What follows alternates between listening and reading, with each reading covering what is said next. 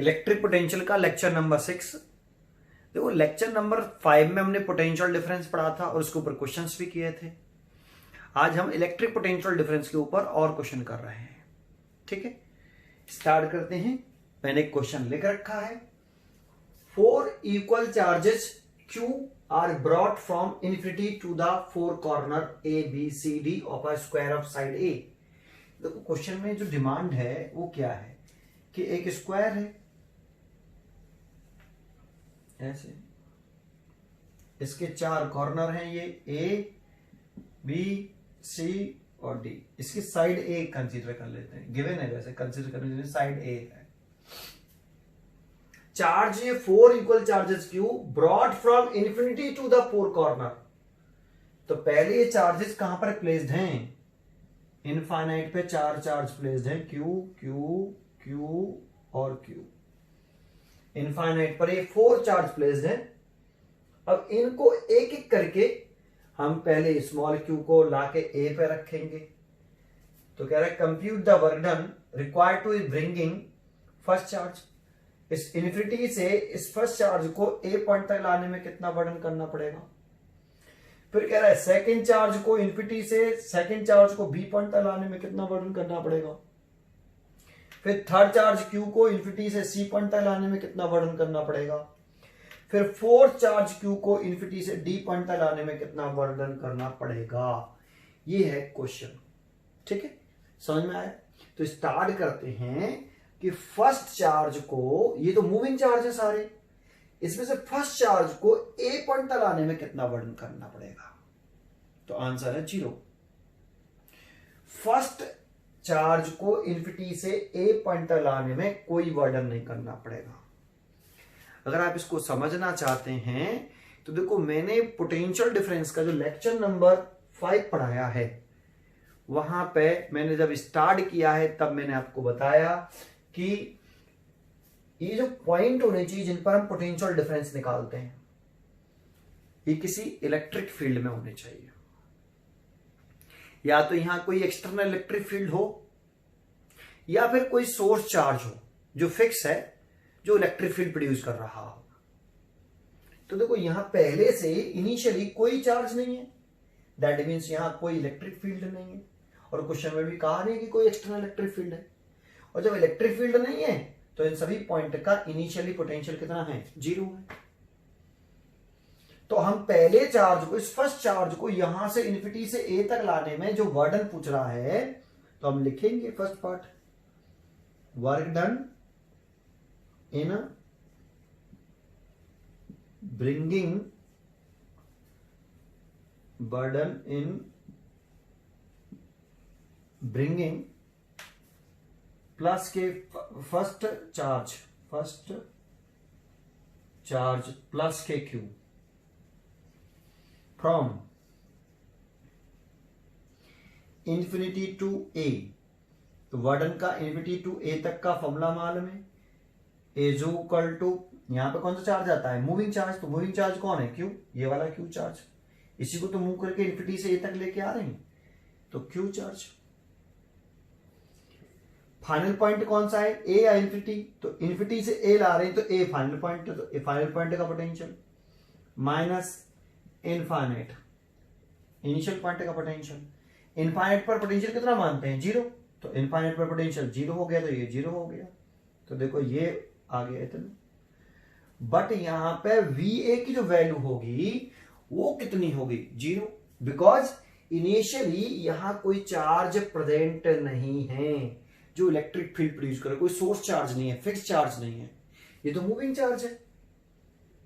इसको तो मूव कराने में वर्डन निकालना है। तो यहां पहले से कोई इनिशियली सोर्स चार्ज प्रेजेंट ही नहीं है फिक्स्ड, जो इलेक्ट्रिक फील्ड प्रोड्यूस करे। तो कोई इलेक्ट्रिक फील्ड नहीं है, दैट मीन्स यहां पे एवरी पॉइंट का पोटेंशियल कितना होगा? 0 होगा इनिशियली। तो हम यहां पे हम कहेंगे, एक लाइन लिख सकते हैं यहां पे। वो लाइन क्या लिखें कि इधर इनिशियली कोई चार्ज है ही नहीं और कोई चार्ज नहीं है, तो हम यहां लिख दें as initially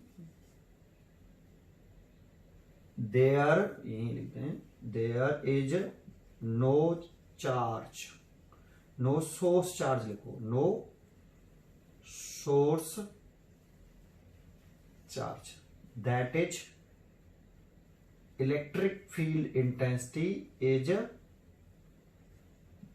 0, electric field is 0, electric field is E for E F मतलब इलेक्ट्रिक फील्ड ले देता हूं, चलो electric field is 0।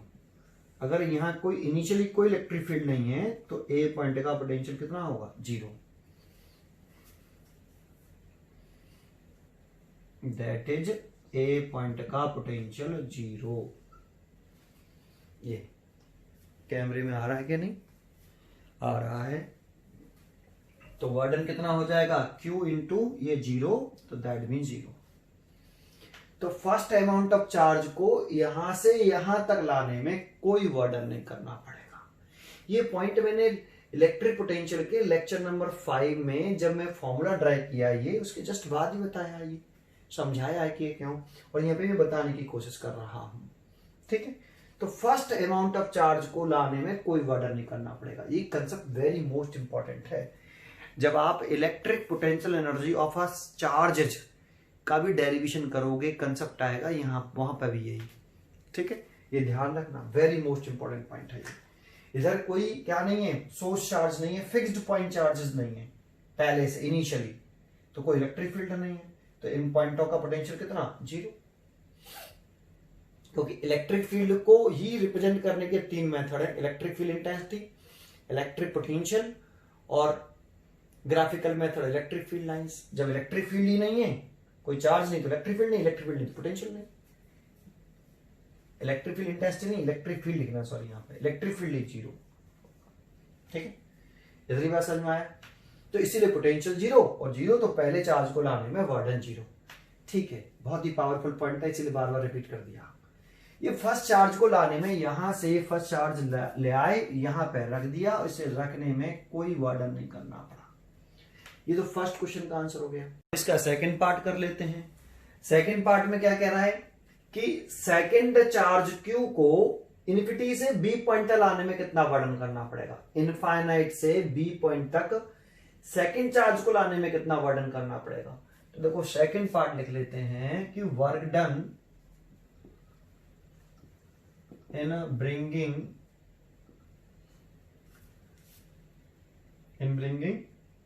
second charge plus के Q from infinite to B, infinity to B। तो infinity to B वर्डन, infinity to B moving charge ये वाला, second charge ये वाला। इस चार्ज को यहां से यहां तक लाने में कितना वर्डन, तो ये मूविंग चार्ज हो गया, विद साइन लिखते हैं यहां पे VQ, और इन्फिनिटी से B तो फाइनल पॉइंट V है तो VB, और इनिशियल पॉइंट इन्फिनिटी है, इन्फिनिटी पॉइंट का पोटेंशियल 0। तो देखो इतना,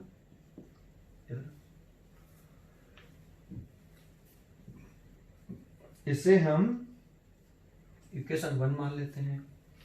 अब एक बात बताओ, क्या B पॉइंट का भी पोटेंशियल 0 है? नहीं। अब ये चार्ज रखा है ना स्टेशनरी, यहां पॉइंट A पर रखा हुआ है ना, रख दिया ना आपने, तो ये स्टेशनरी चार्ज हो गया। ये चार्ज अपने चारों तरफ एक इलेक्ट्रिक फील्ड प्रोड्यूस करेगा, उस इलेक्ट्रिक फील्ड में ये बी पॉइंट लाई कर रहा है, तो ये बी पॉइंट इस स्टेशनरी चार्ज के इलेक्ट्रिक फील्ड में लाई कर रहा है। तो यहां बी पॉइंट पर इलेक्ट्रिक फील्ड है तो पोटेंशियल भी है, तो इस चार्ज की वजह से बी पॉइंट पर पोटेंशियल निकाल लो, तो लिख दो यहां पे ना, अगर बी पॉइंट का पोटेंशियल निकाल दें यहां रख दें, एक ही तो स्टेशनरी चार्ज है यहां ये वाला, तो लिखें क्या, electric potential at point B due to Q at A पे रखे क्यू चार्ज की वजह से बी पॉइंट पर पोटेंशियल, तो V B is equal to potential वाला पॉइंट चार्ज का फॉर्मूला लगा दो, क्यू चार्ज की से निकालना है बी पॉइंट पर, तो क्यू चार्ज की वजह से बी पॉइंट पे निकालना है, तो क्यू और बी के बीच की शॉर्टेस्ट सेपरेशन, दैट मींस ये वाली सेपरेशन कितनी है ए, तो लिख दें ए, और ये वाली वैल्यू यहां पुट कर दें, तो फ्रॉम इक्वेशन फर्स्ट इन्फिनिटी से सेकंड चार्ज को बी पॉइंट तक लाने में जो वर्डन करना पड़ा वो ये होगा Q ओवर A। और इसका मल्टीप्लाई करेंगे तो कितना हो जाएगा क्यू स्क्वायर। तो ये इन्फिनिटी से बी तक लाने में इतना वर्डन करना पड़ेगा सेकेंड चार्ज को।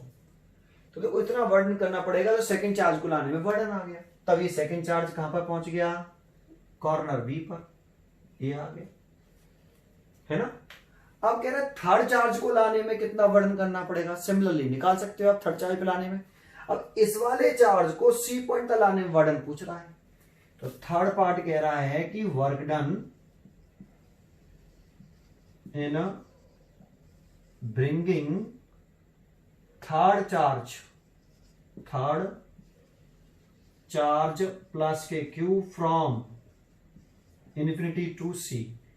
तो work done infinity to C is equal to moving charge. ये वाला थर्ड चार्ज मूविंग चार्ज है, ये वाला आया है यहाँ पे। यहां हमेशा जिस चार्ज को मूव करा रहे हैं वो वाला चार्ज आता है। ये पीछे लेक्चर नंबर 5 में भी समझाया। और V C minus V infinite, infinite point का पोटेंशियल 0, तो क्यू इंटू वी सी, ये इक्वेशन नंबर 2। अब आपको क्या करना है, सी पॉइंट का पोटेंशियल निकाल लेना है। तो देखो अब यहां पे कितने स्टेशनरी चार्ज हैं, ये वाला चार्ज तो मूव कराना है तो वो ये लिख दिया, लेकिन यहां पे पहले से ही कितने चार्ज, पहले से ही इसे लाने से पहले से ही कितने चार्ज पहले से ही प्रेजेंट हैं, फिक्स हैं। तो एक क्यू ये रहा, एक क्यू ये रहा। तो इन दोनों चार्ज की वजह से सी पॉइंट पोटेंशियल निकालिए। तो लिखें now electric potential at point C लिखें। तो देखो इसको चलो ऐसे रहने देते हैं, वी सी लिख देते हैं, electric potential at point C. तो पहले इस चार्ज की वजह से इस पॉइंट पोटेंशियल निकाल दो, और इस चार्ज की वजह से इस पॉइंट पोटेंशियल निकाल रहे हैं तो फॉर्मूला लगा दो पॉइंट चार्ज का, क्यू ओवर इस चार्ज की वजह से सी पॉइंट पे निकाल रहे हैं, तो इस चार्ज और सी पॉइंट के बीच की शॉर्टेस्ट सेपरेशन चाहिए होती है, दैट मीन्स ये सेपरेशन चाहिए। इस क्यू चार्ज की वजह से सी पॉइंट पोटेंशियल निकाल रहे हैं, तो क्यू और सी पॉइंट के बीच की शॉर्टेस्ट सेपरेशन आएगी इस जगह पर। तो ये सेपरेशन कितनी होगी, ये ए है, ये ए है, तो पाइथागोरस थ्योरम लगाएं तो ये डिस्टेंस कितनी आने वाली है, ए अपॉन रूट 2। तो यहां आएगा ए अपॉन रूट 2। इस चार्ज की वजह से इस पॉइंट पोटेंशियल हो गया। अब इस चार्ज की वजह से भी पोटेंशियल निकालो, अभी सी पॉइंट का पोटेंशियल थोड़ी हुआ है, प्लस सी पॉइंट का टोटल पोटेंशियल निकालो। यहां पे अब दो स्टेशनरी चार्ज हैं, पहले एक ही चार्ज था इस वाले केस में, इस वाले केस में अब दो स्टेशनरी चार्ज हो गए, एक एरा और एक एरा। तो इसकी वजह से तो निकाल लिया, इसकी वजह से और निकाल लो, फिर नेट पोटेंशियल निकाल दो, एक साथ निकाल देता हूं। तो 1/4 पाई एप्सिलॉन 0 क्यू। इस चार्ज की वजह से इस पॉइंट पे निकालेंगे, सी पॉइंट भी तो निकालना है, तो इस चार्ज की सी पॉइंट पे निकालेंगे तो डिस्टेंस ये लेंगे, शॉर्टेस्ट डिस्टेंस लेते हैं क्यू की ऐसे सी पॉइंट पर, तो क्यू और सी पॉइंट के बीच की शॉर्टेस्ट सेक्शन ये वाली डिस्टेंस कितनी है, साइड ए। तो यहां क्या आएगा, ए। देखो ये हो गया सी पॉइंट का नेट पोटेंशियल। अगर ये वाली वैल्यू इसमें रख दें तो वर्डन निकल आएगा, then W infinity to C Q into V C की value 1/4 pi epsilon 0 Q over A upon root 2, A root 2 plus 1/4 pi epsilon 0 Q over A. चाहो तो इसमें से अब आप क्या ले लो common, 1/4 pi epsilon 0 Q upon A common आ जाएगा। तो देखो फर्स्ट को लाना है, सेकंड को लाना है, थर्ड को लाना है, यहां तक कर लिया हमने, फोर्थ को भी लाना है। फिर क्वेश्चन मिटा देता हूं, क्वेश्चन तो पढ़ लिया होगा आपने, ठीक है, जगह नहीं है भाई, है ना। तो एक क्वेश्चन हटा दिया। अब इसको आगे बढ़ाते हैं, थोड़ा सा और बढ़ सकता है आगे, इन्फिनिटी टू सी। इसमें से जैसे ही हम कॉमन लेंगे ये, तो क्यू स्क्वायर ओवर ए। भाई क्यू पहले से प्रेजेंट था, क्यू और कॉमन आ गया, ये पूरा कॉमन आ गया। देखो इतना कॉमन ले लेंगे तो ब्रैकेट में आ जाएगा 1/√2 प्लस 1। ये थर्ड चार्ज को इन्फिनिटी से सी लाने में करना पड़ा, ठीक है। अब फोर्थ चार्ज को लाने में वर्डन निकाल लो आप, फोर्थ चार्ज को लाने में वर्डन, फोर्थ चार्ज को इन्फिनिटी से, ये थर्ड वाला चार्ज सी पॉइंट पर आ गया, देखो इन्फिनिटी से, ये इन्फिनिटी पे रखे थे ना, ये चार्ज यहां आ गया, प्लस के क्यू। अब इस लास्ट बचा ये फोर्थ चार्ज, इसको डी पॉइंट तक लाने में वर्डन, तो ऐसे सिमिलरली कर लो। तो अगर हम फोर्थ पार्ट करें, work done in bringing fourth charge plus के Q from infinity to D point, तो work done infinity to D is equal to moving charge, ये वाला चार्ज मूविंग, और इनटू वी डी, ये इक्वेशन नंबर 3 मान लो। अब D point का potential निकाल लो। तो देखो अब कितने स्टेशनरी चार्ज है इसमें, 1 2 3, इन तीनों की वजह से डी पॉइंट का पोटेंशियल निकालना पड़ेगा। डी पॉइंट का पोटेंशियल निकाल लो, पुट कर दो, आंसर आ जाएगा। तो now electric potential at point D, तो V D is equal to, पहले इस वाले चार्ज की वजह से डी पॉइंट का पोटेंशियल निकालो, 1/4πε0 क्यू ओवर, इस चार्ज की वजह से निकालना है डी पॉइंट पर, तो इस चार्ज और डी पॉइंट के बीच की सेपरेशन कितनी, ये वाली कितनी है, ए, तो ए लिख दो। अब इस वाले चार्ज की वजह से डी पॉइंट पे निकाल लें तो सेपरेशन ये वाली चाहिए। इस चार्ज की वजह से, बी वाले चार्ज की वजह से इस पॉइंट डी पर पोटेंशियल निकालने हैं, तो चार्ज और डी पॉइंट के बीच की शॉर्टेस्ट सेपरेशन जो कि a/√2 plus 1/4πε0 Q over a/√2। अब सी चार्ज पर इस चार्ज की वजह से भी डी पॉइंट पोटेंशियल निकाल लें तो प्लस क्यू ओवर ए, क्यू और डी पॉइंट के बीच की शॉर्टेस्ट सेपरेशन, दैट मींस ये वाली सेपरेशन कितनी है, ए। ये डी पॉइंट का पोटेंशियल हो गया, तीनों चार्ज की वजह से निकाल लिया और ऐड कर दिया। ठीक है, नेट पोटेंशियल निकालते हैं जितने भी स्टेशनरी चार्ज होते हैं उन सब की वजह से। ठीक है, अब देखो डायग्राम मिटा देता हूं। ठीक है, समझ में आ गया ना।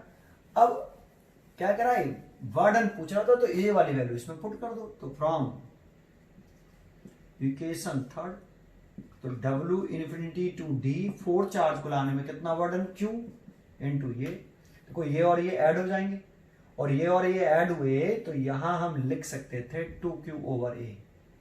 अब इसकी वैल्यू आप यहां डाल दो, तो 1/4πε0 2Q over A plus 1/4πε0 Q over a√2। इसमें से कॉमन क्या आ जाएगा, 1/4πε0, Q ओवर A कॉमन आ गया, और Q पहले से प्रेजेंट है तो Q स्क्वायर हो जाएगा और नीचे हो जाएगा A। इसमें क्या बचेगा, यहाँ पे 2 और यहाँ पे क्या बचेगा 1/√2। ये फोर्थ चार्ज को लाने में इतना वर्डन। अगर कहता टोटल वर्डन बताओ कि चारों चार्ज को लाने में कितना टोटल वर्डन करना पड़ा, ये फोर्थ चार्ज भी इन्फिनिटी से कहां पर पहुंच गया, डी पॉइंट पर पहुंच गया। अगर सारे सभी ऑल चार्जेस जो 4 चार्जेस हैं उन सबको लाने में टोटल कितना वर्डन करना पड़ा, तो ये सभी चार्ज सभी वर्डन को ऐड कर दो इन्फिनिटी टू ए। अगर फिफ्थ कहता टोटल वर्डन कहता तो इन्फिनिटी से ए तक लाने में, इन्फिनिटी से बी तक लाने में, इन्फिनिटी से सी तक और इन्फिनिटी से डी तक, सबको ऐड कर देते। सभी चार्जेस को 4 चार्जेस हैं उन सबको इन्फिनिटी से डी पॉइंट तक लाने में टोटल वर्डन पूछे तो हम ऐड कर देते, लेकिन पूछे ही नहीं तो इतना ही छोड़ देंगे। कुछ समझ में आया। इसमें आप इसके प्रोसीजर पे ध्यान दीजिए, क्योंकि जब हम ये सिखा रहे हैं आपको, ये क्वेश्चन रिपीट होगा जब हम electric potential energy of charges पढ़ेंगे तब। ठीक है, ये बात समझ में आई पहले आपको कैसे क्वेश्चन करते हैं। ठीक है, एक क्वेश्चन और लिखता हूं आगे। देखो पोटेंशियल डिफरेंस का अगला जो क्वेश्चन है उसके लिए एक पॉइंट पता होना चाहिए जो हमें 11th में पता होता है, conservative force and non conservative force. Conservative force and non conservative force, ये 11th में वर्क पावर एनर्जी वाले चैप्टर में होता है। जानते हो कंजर्वेटिव फोर्स और किसे कहते हैं? कंजर्वेटिव फोर्स वह फोर्सेस हैं जिनके द्वारा या जिनके अगेंस्ट किया गया वर्क डन पाथ से इंडिपेंडेंट होता है और इनिशियल एंड फाइनल पॉइंट की पोजीशन पर डिपेंड करता है। देखो कौन डिपेंड कर रहा है, देखो बात कर रहे हैं हम फोर्स की, कंजर्वेटिव फोर्स, लेकिन सेंटेंस बोल रहे हैं वर्डन के लिए कि कंजर्वेटिव फोर्स उस फोर्स को कहते हैं जिसके द्वारा या जिसके अगेंस्ट किया गया वर्क डन डिपेंड करता है। कौन डिपेंड करता है? वर्डन करता है, डिपेंड करता है initial point and final point की पोजीशन पर, नहीं डिपेंड करता किस पर? पाथ पर। पाथ से इंडिपेंडेंट होता है वर्डन। इसका मतलब क्या है? जैसे ये एक एग्जाम्पल दे रहा हूं मैं, यहां पे समझाता हूं पहले इसको एक एग्जाम्पल से कि हमारे पास दो पॉइंट हैं, ये ए है और ये बी है ना। एक पार्टिकल, यहां पे एक पार्टिकल पर फोर्स लगा, वो फोर्स कौन सा था? Conservative force. कौन सा फोर्स लग रहा है? हम कौन सी की स्टडी कर रहे हैं? कंजर्वेटिव फोर्स की स्टडी कर रहे हैं। तो एक पार्टिकल एक जगह पर, ए पॉइंट पर, वो पार्टिकल का फोर्स लगा, वो इस वाले पाथ से होता हुआ बी पॉइंट पर गया और हमें वर्डन करना पड़ा इस पाथ में W1, ये पाथ नंबर 1। ठीक है, अब यहीं पे फिर एक और पार्टिकल है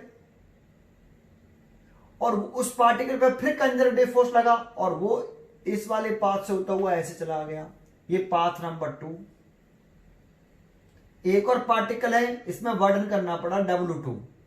एक और पार्टिकल, वो भी यहीं से चला और यहां से यहां तक, ये थर्ड पार्टिकल, और इस पर भी कंजर्वेटिव फोर्स लग रहा है, वो भी ए से इस वाले पास होते हुए बी पर गया, इसमें वर्डन करना पड़ा W3।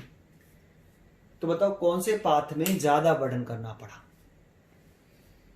तो देखो ये इंपॉर्टेंट पॉइंट है कि जो वर्डन बाई या अगेंस्ट द कंजर्वेटिव फोर्स होता है वो इंडिपेंडेंट होता है पाथ से, डिपेंड करता है initial point and final point की पोजीशन पर।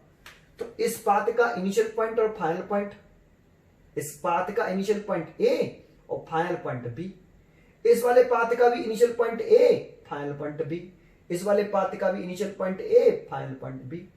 तो इन तीनों पाथों में इनिशियल पॉइंट और फाइनल पॉइंट की पोजीशन सेम है, लेकिन पाथ अलग अलग हैं। और फोर्स कौन सा लग रहा है? कंजर्वेटिव फोर्स द्वारा किया गया वर्डन है। तो वर्डन इंडिपेंडेंट होता है पाथ से, पाथ से इंडिपेंडेंट, पाथ से कोई मतलब नहीं, और इनिशियल पॉइंट और फाइनल पॉइंट की पोजीशन पर डिपेंड करता है, वो सेम है तीनों पाथों का। इसलिए वर्डन कैसा होगा? सेम होगा तीनों पाथों में।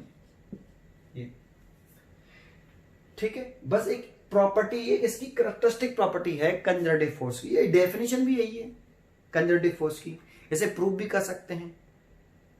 तो प्रूफ अगर देखना है तो वर्क पावर एनर्जी 11th वाले में चेक करिए, इसको पढ़िए वहां से। ठीक है, आगे इसकी एक प्रॉपर्टी तो ये है, इसकी एक प्रॉपर्टी और बताता हूं। लेकिन फोर्स कैसे नेचर का होना चाहिए? कंजर्वेटिव नेचर होना चाहिए फोर्स। कंजर्वेटिव फोर्स कौन कौन से होते हैं? एक तो ग्रेविटेशनल फोर्स, जब हमने 11th में पढ़ा था तो सबसे ज्यादा हमने ग्रेविटेशनल फोर्स के ऊपर सेंटेंस बताए थे।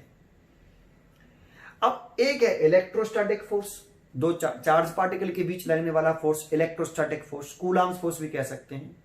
ये कंजर्वेटिव नेचर कंजर्वेटिव फोर्स होता है। Conservative force, electrostatic force is a conservative force in nature, है ना। अच्छा, दूसरी प्रॉपर्टी क्या थी इसकी कि अगर ये एक पॉइंट ए है और ये पॉइंट बी, एक पार्टिकल यहां से पहले इस वाले पास से होता हुआ ए से बी पर गया और वर्डन करना पड़ा W1, फिर वही पार्टिकल बी से दूसरे वाले पास से होते हुए वापस ए पे आ गया। देखो एरो देखो, ए से बी गया फिर वापस बी से ए पे ही वापस आ गया। तो बताओ इसका इनिशियल पॉइंट कौन है? ए, और फाइनल पॉइंट कौन है? ए। भाई ए से एरो देखो, इसमें तो देखो सभी एरो ए से बी की तरफ जा रहे हैं, सभी एरो बी ए से बी की तरफ, इसलिए initial point A, final point B. लेकिन इसमें पार्टिकल ए से बी गया फिर वापस बी से ए आ गया, तो वापस आने में कितना वर्डन करना पड़ा? W2। तो ये तो इनिशियल पॉइंट कौन है? ए, और फाइनल पॉइंट कौन है? ए। तो ये कैसा पाथ है? ये कैसा पाथ है? Close path. कैसा? Closed path. जहां से चले वही वापस आ जाए उसे बोलेंगे क्लोज पाथ। तो इसमें टोटल बर्डन जो करना पड़ता है टोटल, वो 0। क्लोज पाथ में कंजर्वेटिव फोर्स के द्वारा या अगेंस्ट किया गया बर्डन क्लोज पाथ में कितना होता है? 0। ठीक है, जहां से चले वही वापस आ जाए। क्लोज पाथ में बर्डन कितना होता है? 0।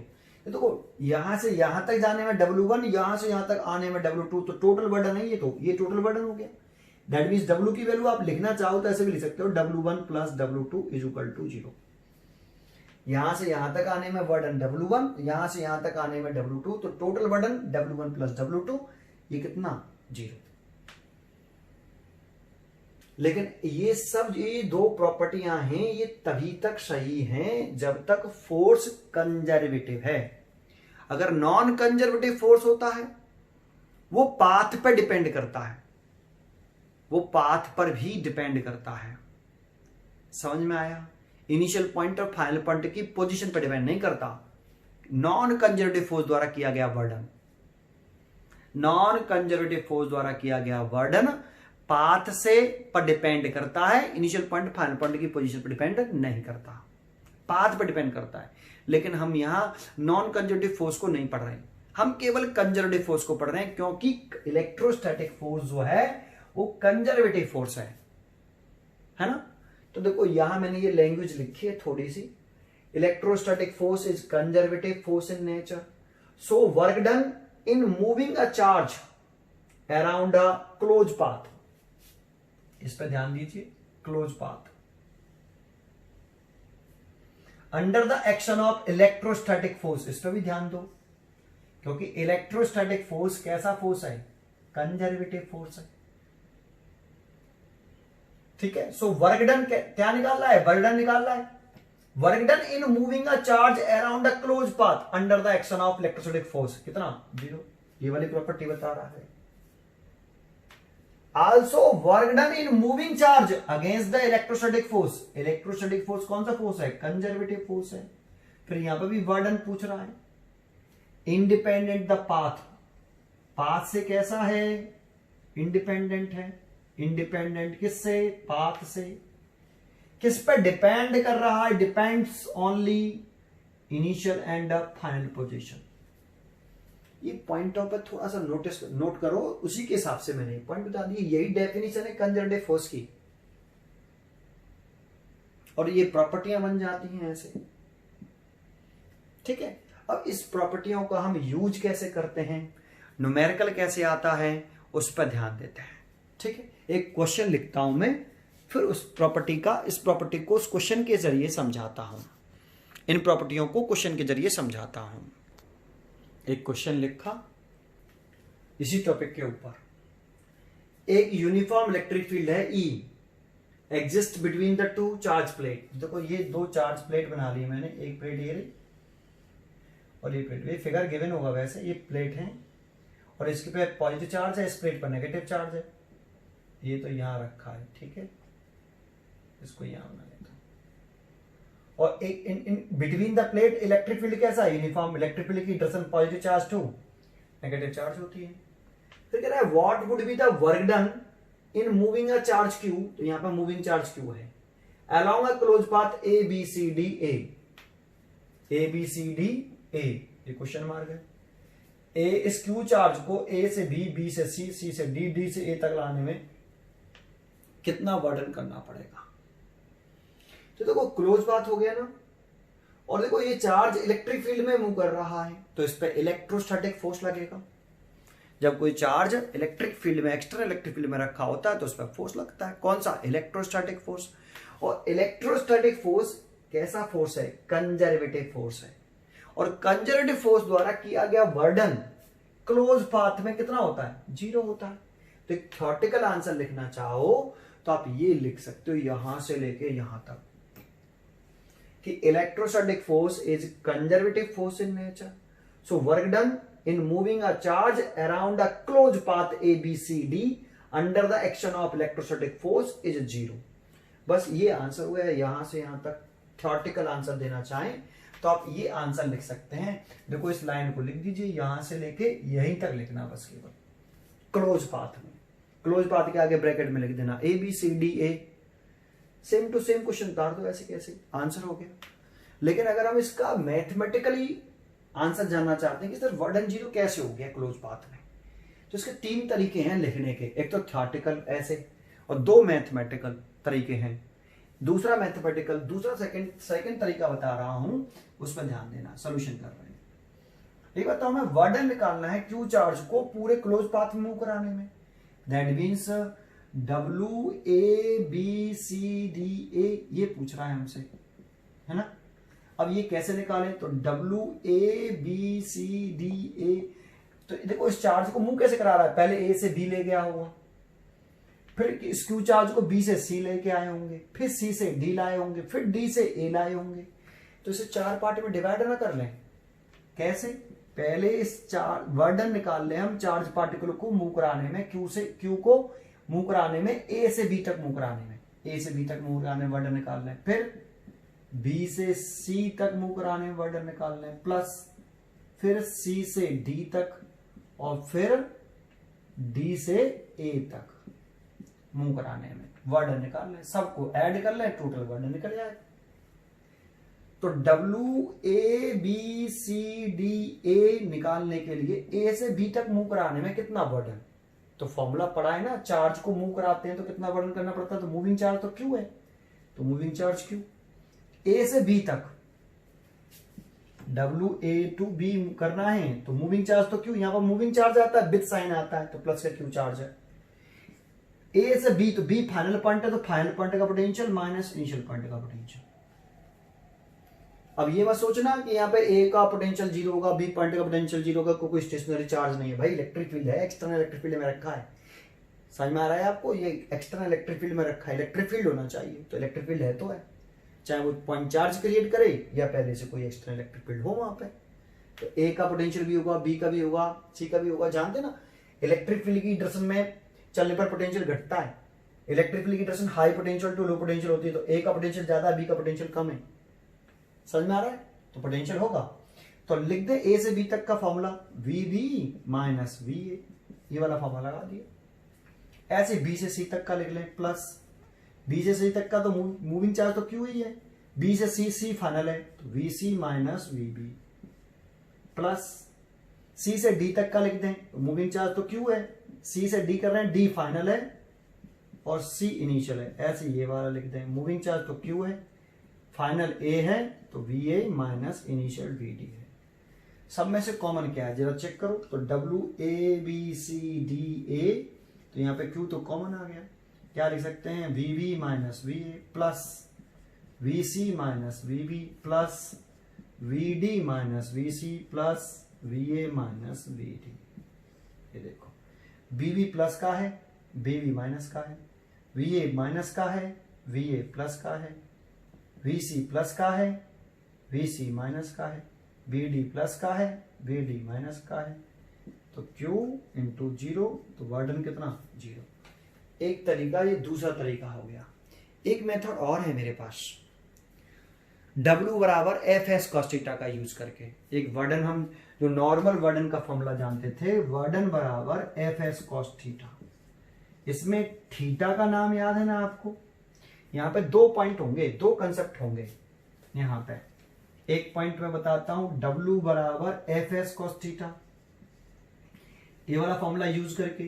इंपॉर्टेंट है थीटा का नेम, थीटा का नेम होता है angle between force and displacement, S for displacement, F और S के बीच के एंगल, टेल टू टेल।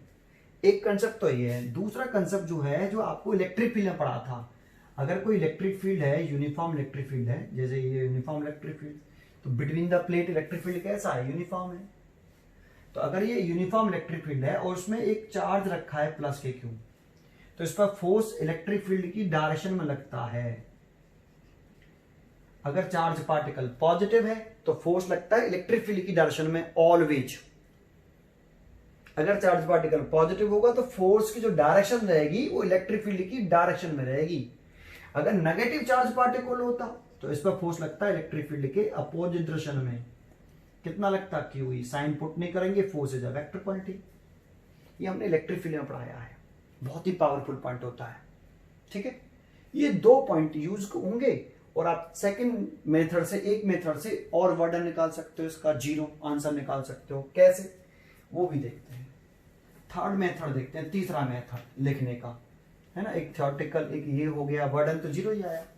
अब इसमें फिर क्या करें, W A B C D, A पूछ रहा है, फिर इसे ए से बी तक मिटालना नहीं चाहिए, बी से सी तक, सी से डी तक और डी से ए तक। तो ए से बी तक चार्ज को मूव कराने में वर्डन निकाल लें, लेकिन फॉर्मूला ये लगाएं।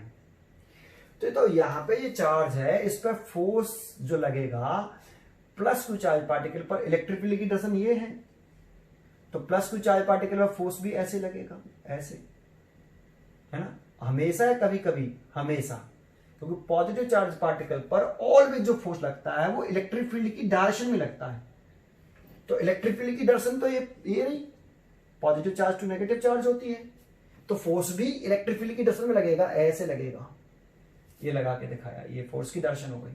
और ए से बी मूव कर रहा है, तो डिस्प्लेसमेंट ये हो गया ए बी, डिस्प्लेसमेंट कितना हो गया ए बी। तो फोर्स और डिस्प्लेसमेंट की डायरेक्शन कैसी है, सेम, फोर्स भी इधर और डिस्प्लेसमेंट भी इधर। तो जब सेम डायरेक्शन होती है तो एंगल कितना होता है बिटवीन फोर्स और डिस्प्लेसमेंट, 0 डिग्री। तो यहाँ पे फोर्स और डिस्प्लेसमेंट कितना है यहाँ पे ए बी, और फोर्स भी इधर ही लग रहा है, डायरेक्शन कैसी है सेम, तो एंगल कितना हो गया 0 डिग्री। तो ए से बी तक का वर्डन निकाल लो, W A B C D A is equal to force Q E, ये फोर्स हो गया, क्यू ई फोर्स, एफ बराबर क्यू ई। तो एफ की जगह पे मैंने लिखा है क्यू ई, फोर्स लिख दिया। डिस्प्लेसमेंट, तो डिस्प्लेसमेंट हो गया ए बी डिस्टेंस हो गई, एंगल 0 डिग्री। ये ए से बी तक का वर्डन निकल आया।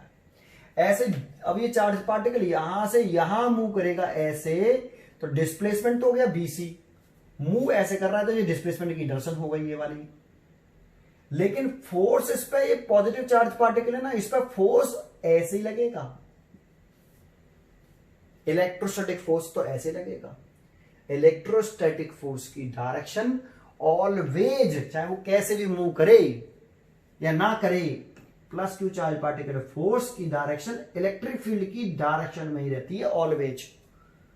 तो फोर्स की डायरेक्शन, फोर्स ऐसे लग रहा है और मूव ऐसे कर रहा है, तो फोर्स और डिस्प्लेसमेंट के बीच में कितना एंगल है, ये डिस्प्लेसमेंट हो गया, ये फोर्स की डायरेक्शन हो गई, कितना एंगल है 90 डिग्री।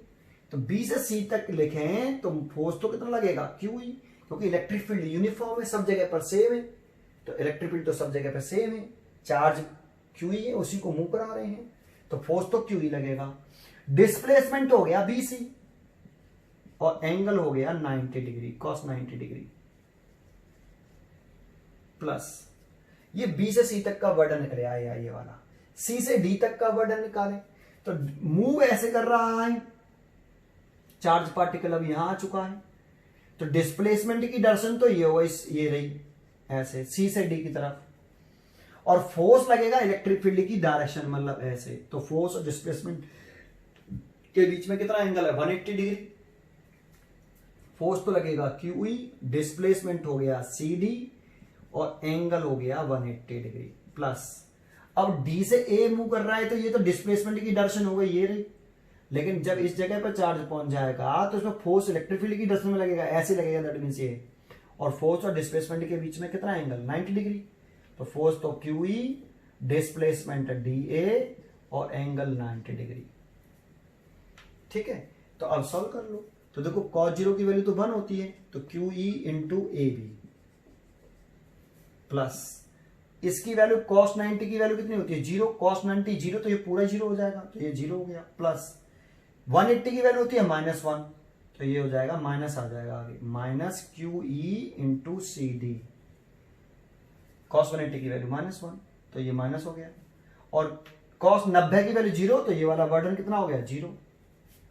आगे देखें तो ये तो ए बी डिस्टेंस और सी डी डिस्टेंस बराबर नहीं है, यहाँ पे ए बी और सी डी मैग्नीट्यूड में इक्वल है, हमने मैग्नीट्यूड लिखा है, तो ए बी और सी डी अगर बराबर होंगे तो ये कितना हो गया Q E into A B minus ये वाला माइनस, ये तो जीरो है ना, हट गया, ये भी जीरो है तो माइनस साइन।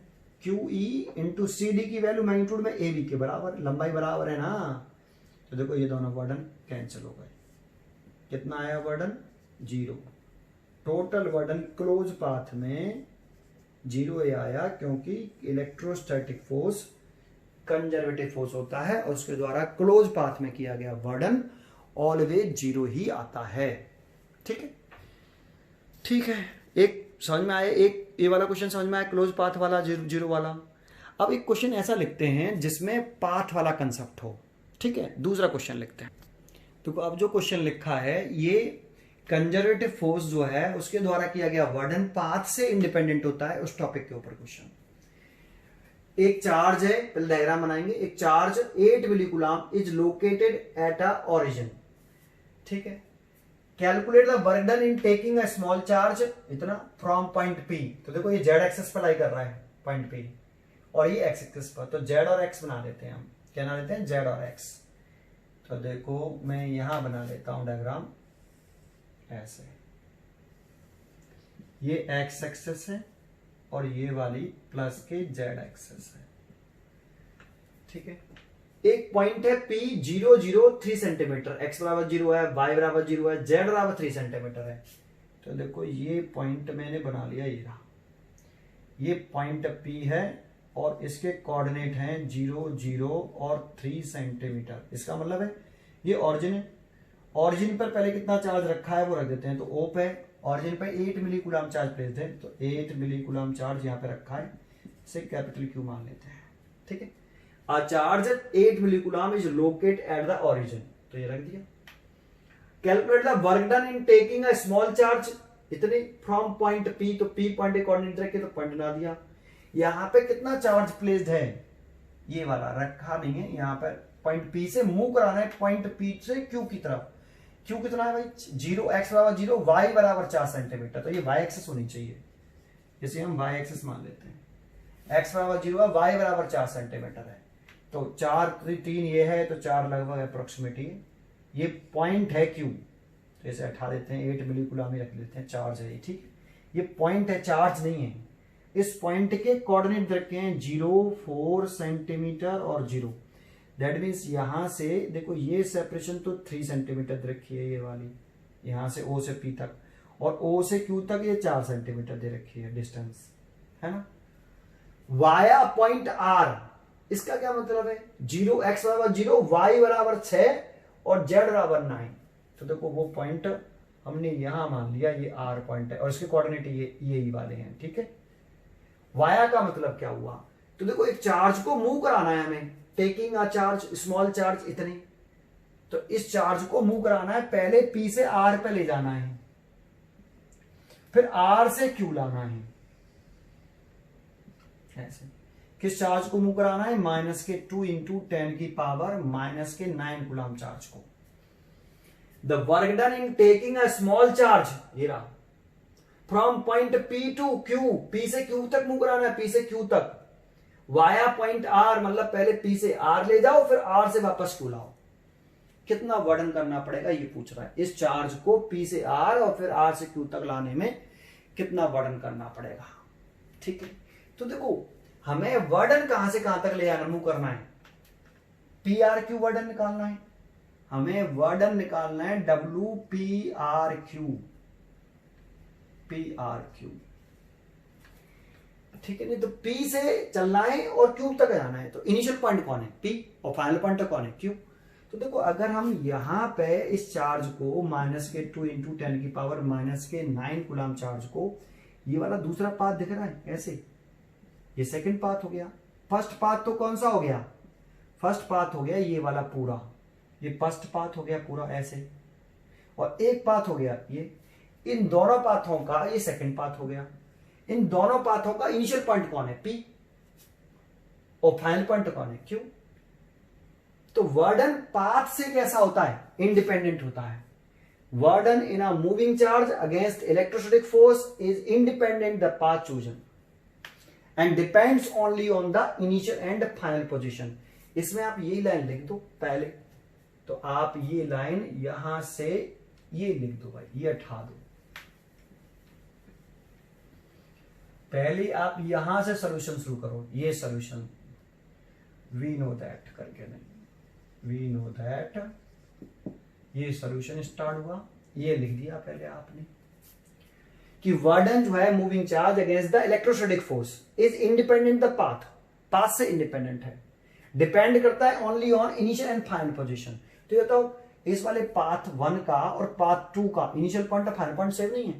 पाथ 1 का इनिशियल पॉइंट P और पाथ 2 का भी इनिशियल पॉइंट P, पाथ 1 का फाइनल पॉइंट Q और पाथ 2 का भी फाइनल पॉइंट Q, उसी पर डिपेंड करता है, पाथ से इंडिपेंडेंट होता है, पाथ से इंडिपेंडेंट है। तो वर्डन पूछा तो हमसे ये है PRQ, लेकिन मैं वर्डन निकाल लूंगा सीधा PQ, P से Q तक का PQ, ये वर्डन निकालूंगा मैं, बराबर होंगे, पाथ से तो इंडिपेंडेंट है ना भाई, इस वाले पाथ का वर्डन और इस वाले पाथ का वर्डन बराबर होगा। अगर है तो देन मैं कौन सा वर्डन निकाल लूं, PQ वर्डन निकाल लूं। तो यहीं पे कर देता हूं WPRQ is equal to WP से Q तक मूव कराने वर्डन निकाले, तो किस चार्ज को मूव करा रहे हैं, तो ये वाला मूविंग चार्ज है। तो यहां पे कौन सा चार्ज आता है, मूविंग चार्ज, तो मूविंग चार्ज विद साइन आता है, विद साइन लिखें तो -2 इंटू 10 की पावर -9। भाई वर्डन पढ़ा है ना, P से Q इज इक्वल टू कितना, QV, फाइनल पॉइंट कौन सा है VQ माइनस VP, लेकिन ये कौन सा चार्ज होता है, मूविंग चार्ज, ये वाला। तो मूविंग चार्ज किस चार्ज को मूव कराना है, इस चार्ज को, P से Q। तो मूविंग चार्ज विद साइन लिखते हैं, तो विद साइन लिख दिया, इस Q की वैल्यू लिख दी, मूविंग चार्ज ये वाला है, इसको विद साइन लिख दिया। कहां से कहां तक मूव कराना है, तो VQ माइनस VP। ये बस आपको अब क्या करना है, P पॉइंट का Q पॉइंट का पोटेंशियल निकालना है। तो इसमें कोई स्टेशनरी चार्ज है, तो है, कौन सा स्टेशनरी चार्ज है, 8 मिली कूलम, ये स्टेशनरी चार्ज है, यहां रखा है, एक ही तो है स्टेशनरी चार्ज इसमें, यही तो 8 मिली कूलम, ये तो पॉइंट है, ये तो मूविंग चार्ज है, मूविंग चार्ज पोटेंशियल प्रोड्यूस नहीं करता, समझ में आया। तो ये वाला चार्ज की वजह से P पॉइंट पोटेंशियल निकाल लो, Q पॉइंट पोटेंशियल निकाल लो, यहां रख दो, एक ही स्टेशनरी चार्ज है, ओनली वन, ये वाला। तो इससे आगे क्या करें कि हम इलेक्ट्रिक पोटेंशियल निकाल लें एट पॉइंट P पे ड्यू टू 8 मिली कूलम, ये मिली कूलम चार्ज है ना, इसकी वजह से। तो कितना P पॉइंट का पोटेंशियल एक ही है, तो नेगेटिव पोटेंशियल हो गया 8 मिली कूलम। तो मिली कूलम में कितने कूलम होते हैं, -3 भाई, 1 मिली कूलम 10 की पावर -3 कूलम के बराबर। अब डिवाइडेड बाई इस चार्ज के से इस पॉइंट पे निकाल लो, तो इन दोनों के बीच की शॉर्टेज सेपरेशन 8 मिली कूलम और P पॉइंट के बीच की शॉर्टेज सेपरेशन लिखते हैं, 8 मिली कूलम और P पॉइंट के बीच की शॉर्टेज सेपरेशन कितनी है, 3 सेंटीमीटर। तो 3 सेंटीमीटर है, ऐसा ही सिस्टम में लिखनी है, तो -2, ठीक है। तो इसे और सॉल्व करें तो इसकी वैल्यू कितनी होती है, 9 इंटू 10 की पावर 9 और इंटू 8/3 इंटू 10 की पावर -1।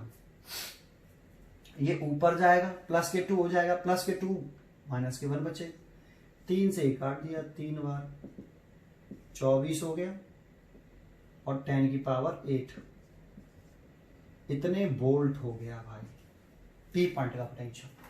ऐसे ही इसी चार्ज की वजह से Q पॉइंट का पोटेंशियल निकाल लो, and electric potential at point Q due to 8 millicoulomb, है ना, ये तो डायग्राम, ठीक है। तो VQ is equal to 9 into 10 की पावर 9, डायरेक्ट वैल्यू पुट कर दी इसकी, चार्ज इतना ही है 8 मिली कूलम, 10 की पावर -3, 8 मिली कूलम से Q पॉइंट के बीच की शॉर्टेज सेपरेशन। तो देखो 8 मिली कूलम ये रहा और Q कूलम ये रहा, इनके बीच की शॉर्टेज सेपरेशन देखें तो कितनी है, 4 सेंटीमीटर। सेंटीमीटर सिस्टम चेंज करें, 4 से अब ये कट गया, 18 हो गया और पावर सेम टू सेम है, इसीलिए पावर 8 ही आएगी, 10 की पावर 8, इतने वोल्ट इस वाले पॉइंट का पोटेंशियल हो गया। और BP P पॉइंट का पोटेंशियल और Q पॉइंट का पोटेंशियल यहां रख दो, तो यहां कर देता हूं इस जगह पे, from equation first WPRQ, P से R, R से Q, है ना, ये निकालना था, लेकिन ये बराबर है इसके माइनस के 2 इंटू 10 की पावर माइनस के 9 और वी क्यू की वैल्यू है 18 इंटू 10 की पावर 8 और इसकी वैल्यू है 24 इंटू 10 की पावर 8। सही है।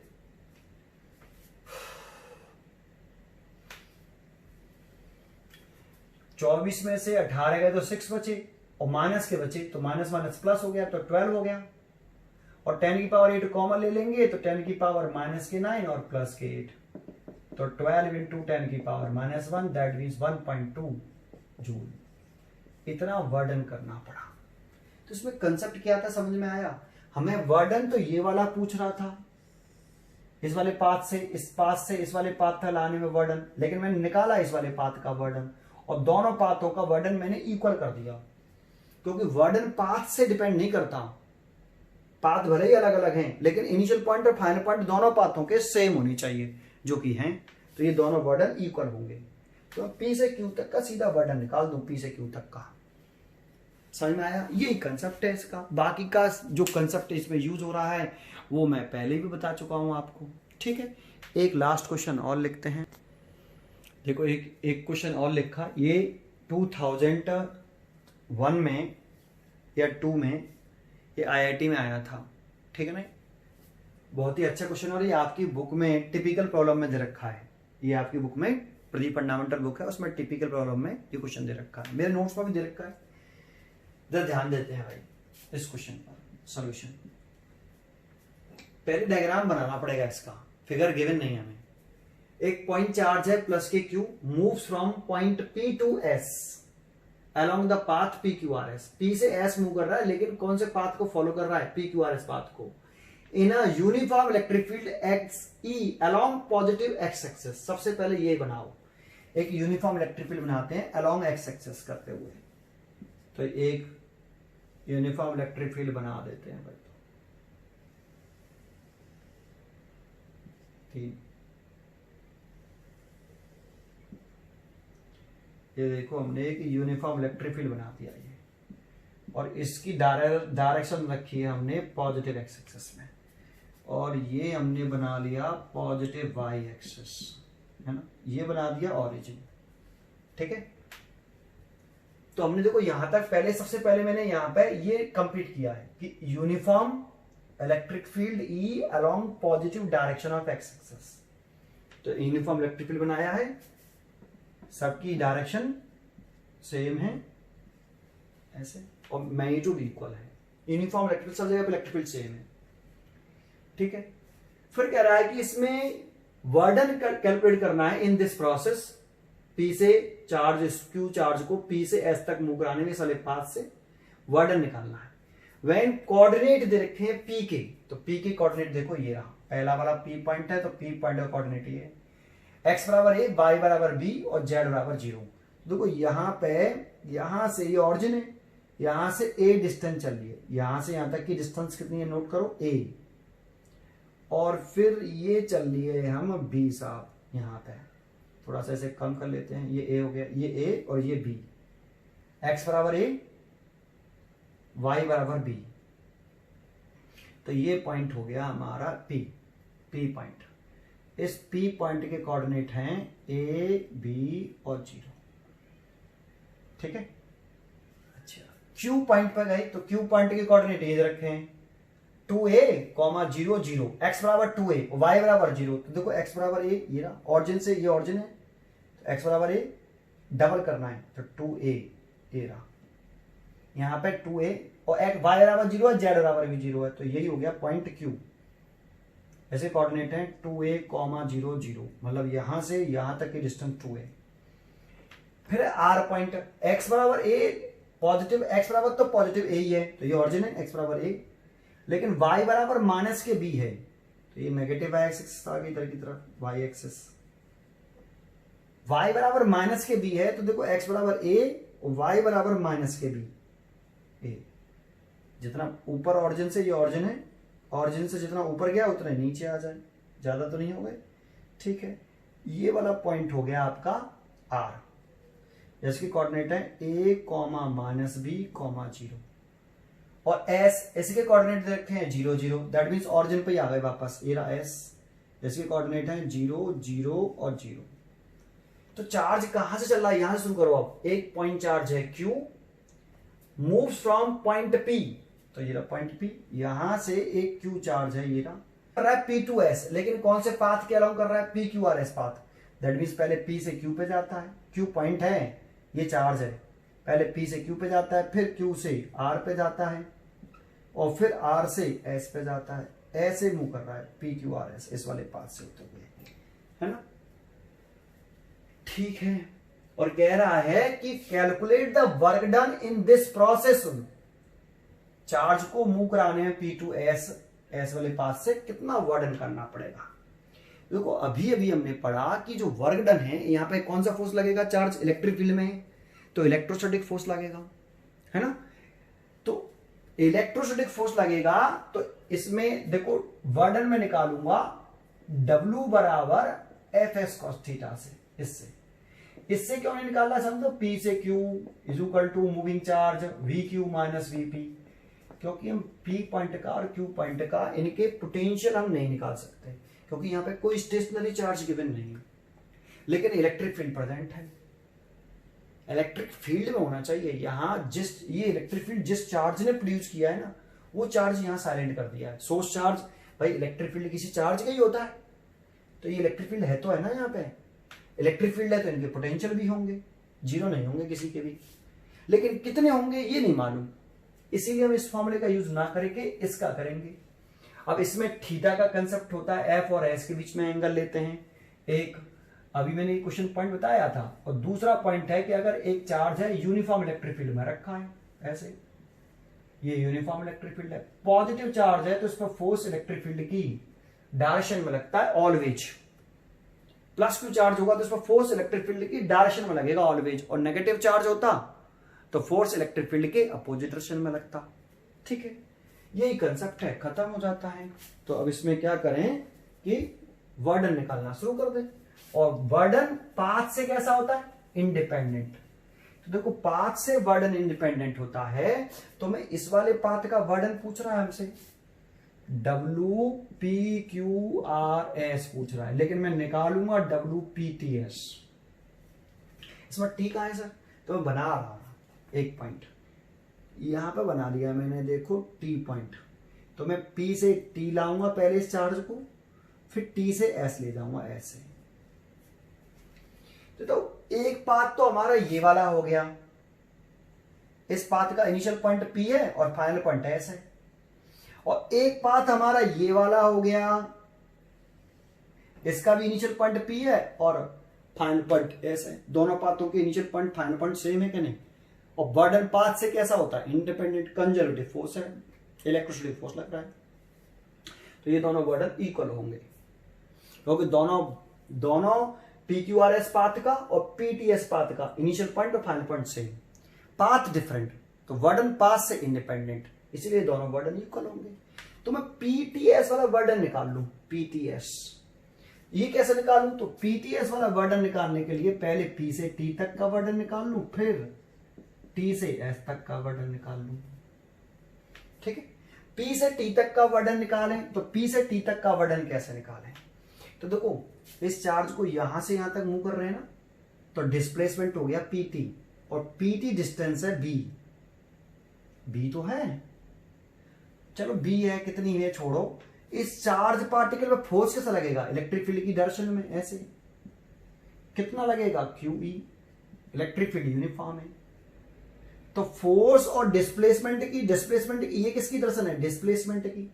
चार्ज पार्टिकल मूव कैसे कर रहा है, ऐसे P से T, तो डिस्प्लेसमेंट की डायरेक्शन हो गई PT, और फोर्स लग रहा है इतना, कितना एंगल है फोर्स और डिस्प्लेसमेंट के बिटवीन, 90 डिग्री, 90 डिग्री तो हो गया, तो कितना वर्डन करना पड़ा, तो फोर्स तो लगा QE, W बराबर Fs cos थीटा से लिख रहे हैं, फोर्स तो लग रहा QE P से T तक, डिस्प्लेसमेंट हो गया PT, एंगल हो गया cos 90 डिग्री, P से T तक डिस्प्लेसमेंट की डायरेक्शन नहीं हो गई, डिस्प्लेसमेंट है PT और फोर्स है F, और PT और डिस्प्लेसमेंट PT और फोर्स के बीच भी एंगल 90 डिग्री।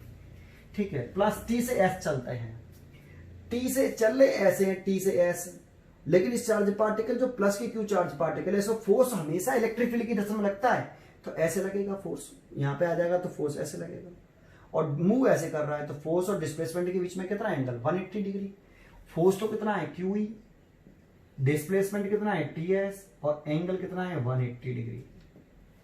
तो देखो ये cos 90 की वैल्यू 0, तो ये तो वर्डन 0 हो गया, प्लस QE।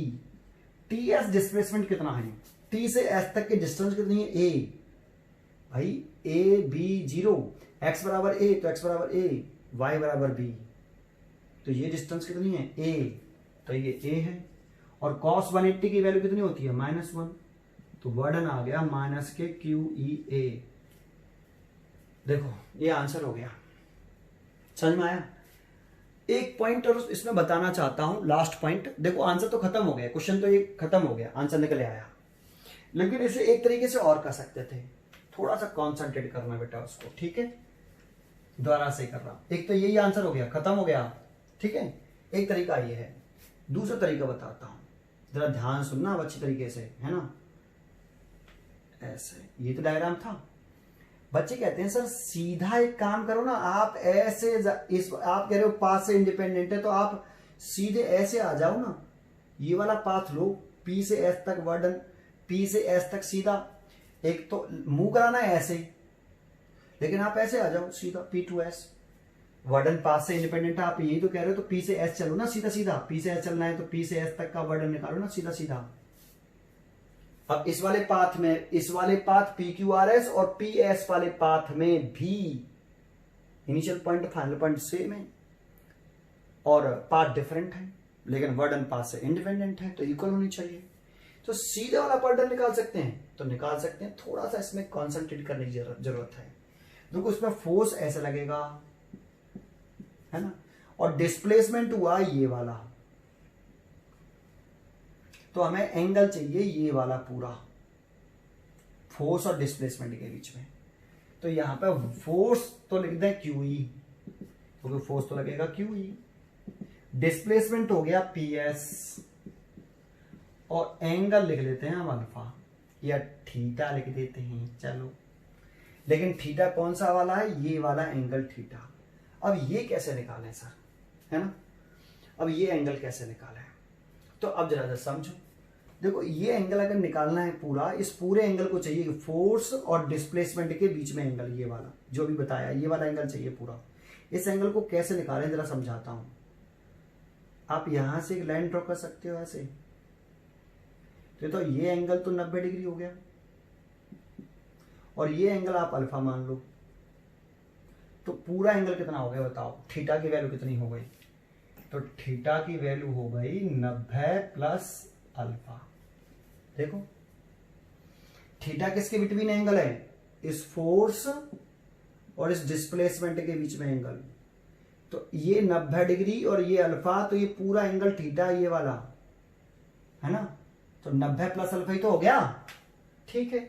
हमें चाहिए कॉस थीटा, तो कॉस थीटा कैसे आए, दोनों तरफ कॉस लिख दो, कॉस थीटा बराबर कॉस 90 प्लस अल्फा, तो कॉस थीटा बराबर, ये किस क्वाड्रेंट में है, ये सेकंड क्वाड्रेंट में, सेकंड क्वाड्रेंट में कॉस कैसा होता है, सेकंड क्वाड्रेंट में कॉस माइनस में होता है, तो माइनस लगा लो, साइन अल्फा, है ना, तो कॉस थीटा माइनस के साइन अल्फा के इक्वल है, ठीक है, समझ में आ गया। ये आप ज्योमेट्री में लिखना है, आपको लिखना है, ये वाली बात समझ में आई, डायग्राम में ये शो करना है आपको, तो आप यहां लिख सकते हो QE into PS multiplied by sine alpha minus के, ये भी आपको शो करना है, क्वेश्चन का पार्ट हो गया, ठीक है, इस डायग्राम में शो कर दिया, वहां पर भी शो कर दो फिर, ठीक है।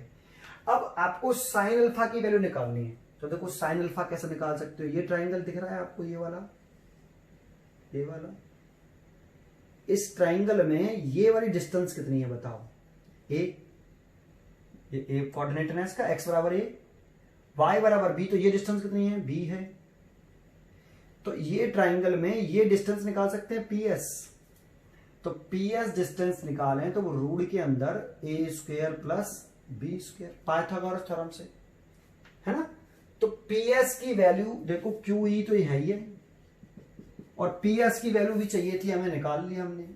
कितनी है, रूट के अंदर ए स्क्वायर प्लस बी स्क्वायर, और ये माइनस साइन यहां लगा देता हूं, ठीक है, इनटू साइन अल्फा की वैल्यू निकाल लो। साइन अल्फा कैसे निकालते, इसी ट्राइंगल में निकाल लो, यहां पे टी डाल दो, ट्राइंगल पीटीएस। तो देखो यहां कर देता हूं,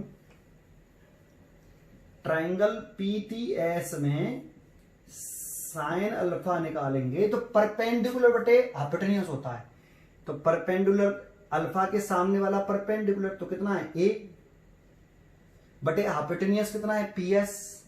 पीएस कितना है, रूट के अंदर ए स्क्वायर प्लस बी स्क्वायर।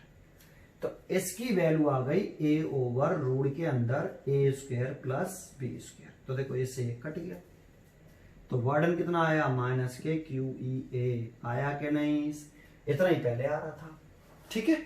तो आप ऐसे भी कर सकते हो, जो आपको अच्छा लगे। पहला वाला ज्यादा अच्छा था, उसमें कैलकुलेशन नहीं थी, इसमें थोड़ी सी कैलकुलेशन बढ़ गई है। समझ में आया, ठीक है।